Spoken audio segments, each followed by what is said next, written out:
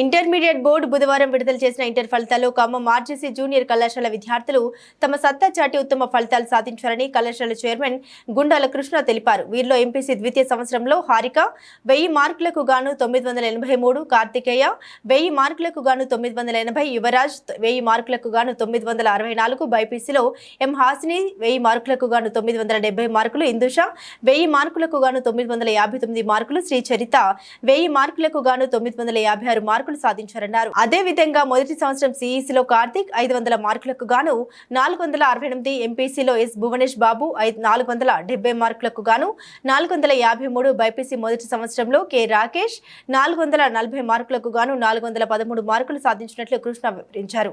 విద్యార్థులు ఉత్తమ ఫలితాలు సాధించడానికి కృషి చేసిన అధ్యాపకుల్ని ఆయన ఈ సందర్భంగా అభినందించారు. భవిష్యత్తులో కూడా తమ విద్యార్థులు ఉన్నత శిఖరాలు అధిరోహించేలా యాజమాన్యం కార్యాచరణ రూపొందించిందన్నారు.